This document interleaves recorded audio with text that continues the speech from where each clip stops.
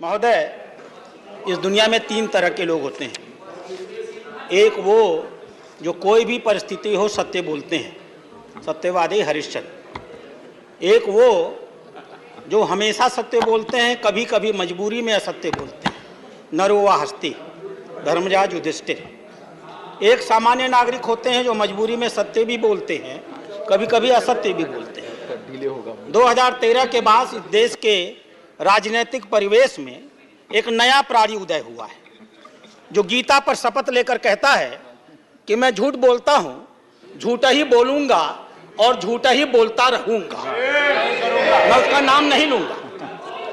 अध्यक्ष महोदय, 2014 में जब यह पार्टी सरकार में आई थी तो दिल्ली के व्यापारियों ने बड़े समर्पण भाव से इसका समर्थन किया था। दिल्ली के व्यापारियों के साथ इन्होंने एक बैठक की। बैठक में दिल्ली के व्यापारियों को कुछ सपने दिखाए। क्या थे वो सपने? हम ready to use and shift market बनाएंगे। 2014 एक भी मार्केट नहीं बना। उन्होंने कहा कि हम दिल्ली के सारे बाजारों को मॉडल बाजार बना देंगे। एक भी बाजार मॉडल नहीं बना। उन्होंने कहा कि हम दिल्ली के बाजारों को, चूंकि लोडिंग और अनलोडिंग नहीं होती है, हम रिलोकेट करेंगे। एक भी बाजार रिलोकेट नहीं हुआ। उन्होंने कहा कि हम दिल्ली में बिजली का बिल कम करेंगे। सच्चाई यह है कि कमर्शियल का बिल दिल्ली में सारे अधिभार को छोड़ करके सबसे अधिक है, पूरे देश में सबसे अधिक है। 9 रुपए से लेकर के 14 रुपए तक का बिल देना पड़ता है। इन्होंने कहा हम दिल्ली में आएंगे तो दिल्ली का विकास कराएंगे।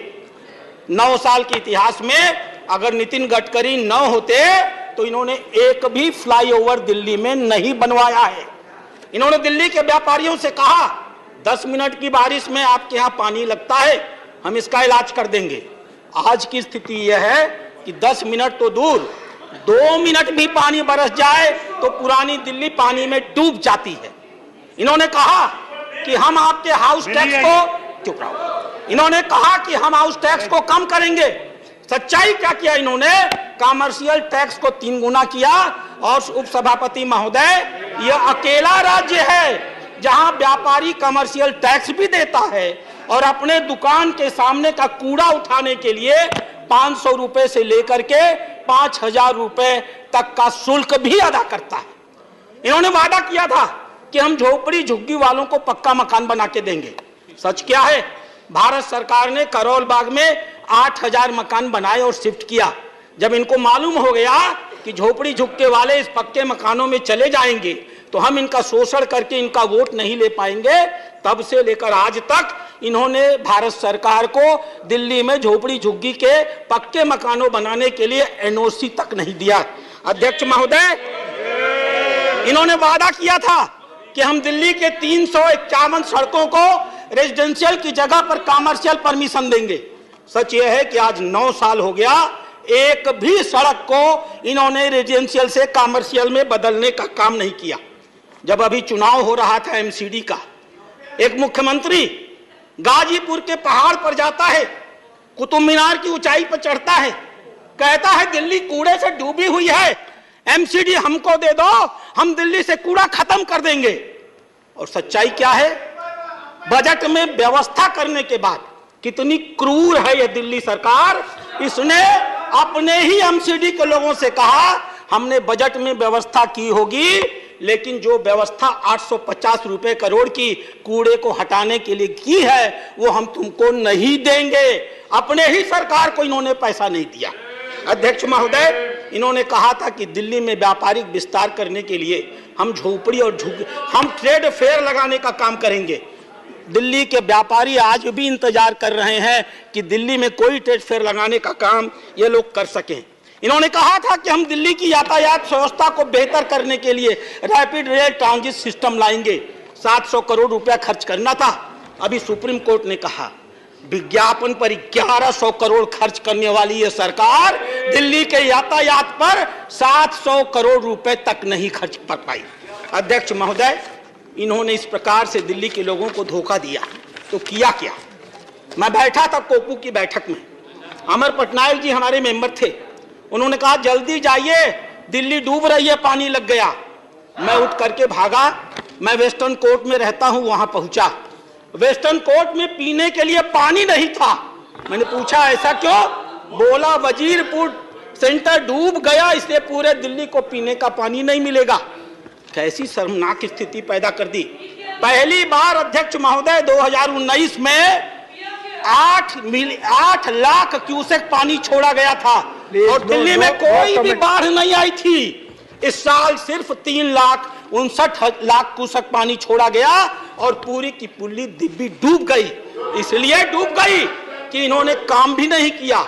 2 साल तक सिंचाई विभाग की बोर्ड की इन्होंने बैठक नहीं की। बैठक की डेट तय की, दिल्ली ने मुख्यमंत्री ने आने का वादा किया, मुख्यमंत्री गायब हो गया।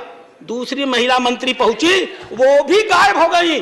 आज तक इन्होंने दिल्ली को यमुना के बाढ़ से रोकने के लिए 9 साल की सरकार हो गई, किसी प्रकार की कोई व्यवस्था नहीं की। इन्होंने किया क्या? परिवहन बस घोटाला किया। इन्होंने किया क्या? उपराज्यपाल ने अभी 437 लोगों को निकाला है। कोई सलाहकार था, कोई रिसर्च फेलो था, कोई विशेषज्ञ था, कोई रिसर्च एसोसिएट था, कोई कंसल्टेंट था। और वास्तव में क्या था? कोई किसी विधायक का आसपास का था, उसका भाई था, कोई किसी मंत्री का रिश्तेदार था, कोई आप पार्टी का कहीं का कन्वेनर था।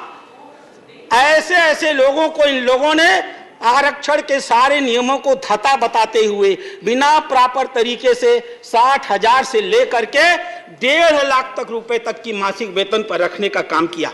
और सबसे बड़ी बात, दिल्ली के 150 ऐसे चौराहे हैं अध्यक्ष उपसभापति महोदय, जहां अगर आप जाएंगे तो आदमी अपने हाथ में तख्ती लेकर खड़ा रहता है। दिल्ली के सरकार की उपलब्धियों को बताने के लिए एक एक चौराहे पे 4-4 आदमी, उनको तनख्वाह दी जाती है 20,000, लेकिन चेक से दिया जाता है 4,000। ये 16,000 रुपया ये लोग उसको कहां से पैसा लाके देते हैं?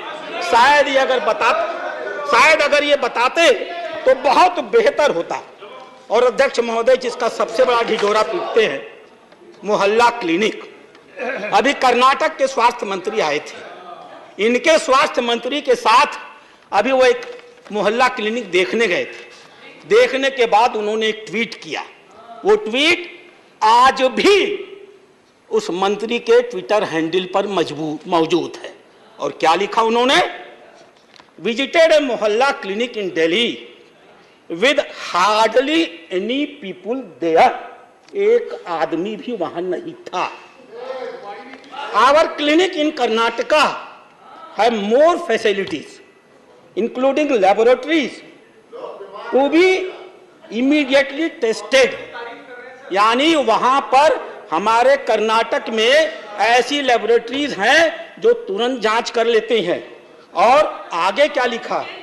आई guess it is a overhyped stand and I come back feeling disappointed.